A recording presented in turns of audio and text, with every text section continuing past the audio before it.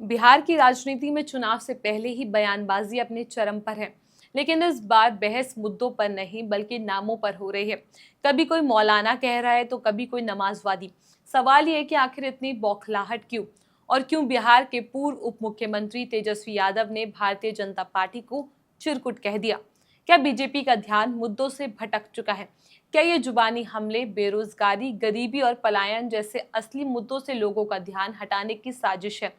नमस्कार, आप देख रहे हैं द हिंदी टॉप और आपके साथ मैं चेष्टा नागर। तो आइए जानते हैं इस पूरी कहानी को जो बिहार के चुनाव की दिशा और दशा दोनों तय कर सकती है। कहानी की शुरुआत करते हैं बिहार के नेता प्रतिपक्ष और आरजेडी नेता तेजस्वी यादव के हालिया बयान से। दरअसल बीते दिनों पटना के गांधी मैदान में मुस्लिम संगठनों ने केंद्र सरकार के वक्फ संशोधन बिल के खिलाफ एक बड़ी रैली की। इस रैली में तेजस्वी यादव भी शामिल हुए और वहां उन्होंने मंच से साफ साफ कह दिया कि अगर उनकी सरकार बनी तो इस विवादित बिल को कूड़े में फेंक देंगे।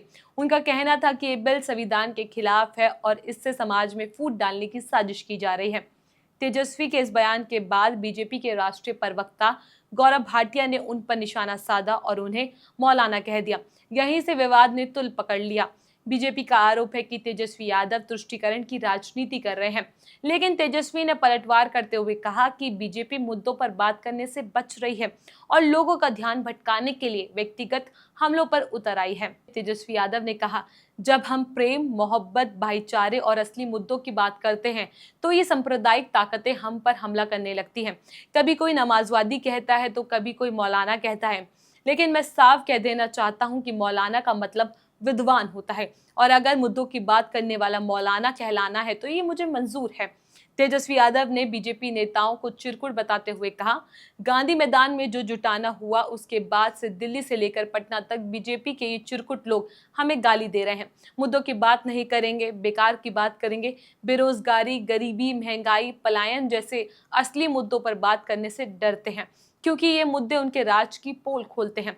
तेजस्वी ने आगे कहा, ये लोग देश को जोड़ने की नहीं तोड़ने की बात करते हैं। ये लोग संविधान खत्म करने पर तुले हैं। ये लोग इतनी नफरत फैला चुके हैं कि अगर आज सत्ता से बाहर हो जाएंगे तो पता नहीं इस नफरत को मिटाने में देश को कितना समय लगेगा।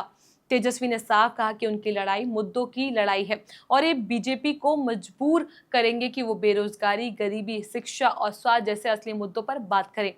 तेजस्वी यादव ने अपने भाषण में संविधान का हवाला देते हुए कहा कि ये लोग चाहते हैं कि देश में संविधान को खत्म कर दिया जाए और आरएसएस का एजेंडा लागू कर दिया जाए, लेकिन हम संविधान के साथ खड़े हैं और हर भारतीय के अधिकारों की रक्षा करेंगे।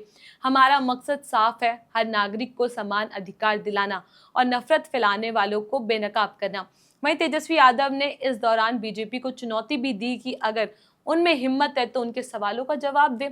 उन्होंने कहा, क्या बीजेपी ये बताएगी कि बिहार से लाखों लोग रोजी रोटी के लिए बाहर क्यों जा रहे हैं?